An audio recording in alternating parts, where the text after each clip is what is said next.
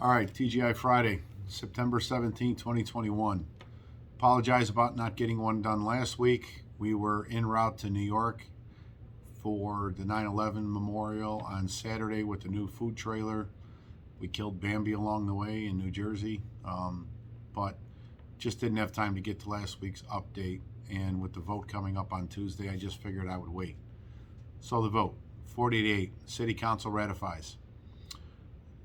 Those 8 aldermen have done nothing but highlight the need to redesign and reconfigure City Hall come 2023. There isn't some aldermen in those 40 yes votes that are only voting because they have to. We know they don't like the police, but we'll deal with that at a later date. The contract is this. We've been trying to push the city to give us a hard date on when the 10.5% will kick in. It was expected to be October 1st, but for that to happen, it would have had to been done today because there is a lag of 1 pay period. Well, we haven't got confirmation that that was processed today, so it looks like it's going to be October 16th, unfortunately.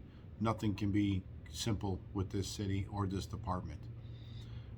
Also, when we were out championing the agreement, I was talking about a 45-day window for retro. That was our request to the city. The contract, page 145, calls for a 75-day window with a 4.5% penalty if it's not paid within that 75 days. That provision still stands. So that would take us to December 1st for the retro component.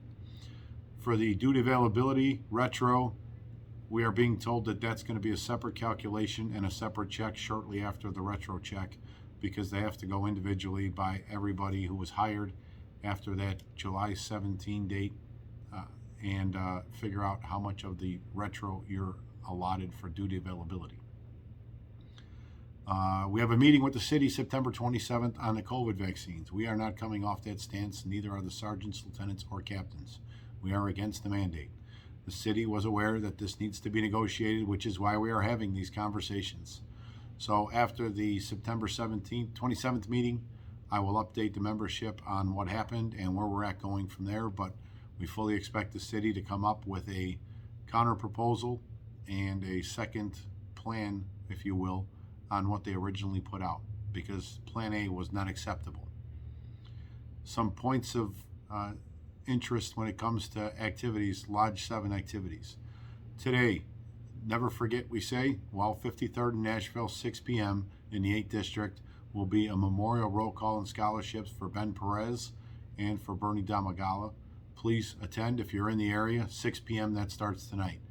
Tomorrow morning at 11 a.m., SeatGeek Stadium in Bridgeview, the old Toyota Park, our soccer team will be playing Chicago Red Bulls Soccer Club. If you can make that game, go show some support. I understand they might have a special guest at that game.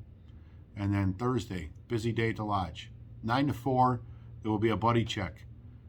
Our recording secretary, Rob Noseda, along with the military committee, put this together. There will be plenty of vendors with different products and services available to our military veterans and Lodge 7 members, active and retired also.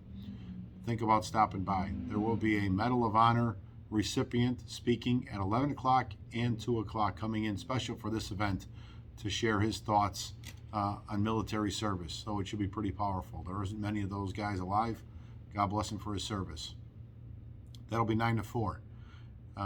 Then starting at 5 o'clock at the Lodge, there will be a memorial event for Bill Nolan and his contributions to Lodge 7. Bill was a former president of Lodge 7 who passed away last year, and his friends decided to throw a little shindig together to support his wife, who's going through some health concerns of her own, and just remember and thank Bill for his contributions to the FOP.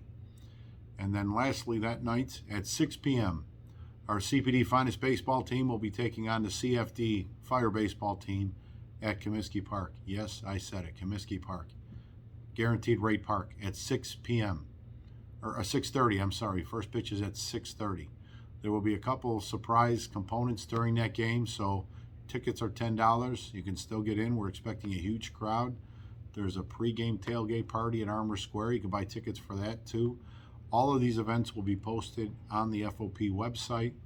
With that being said, have a safe weekend, everybody. I'll see you at the game on Thursday night.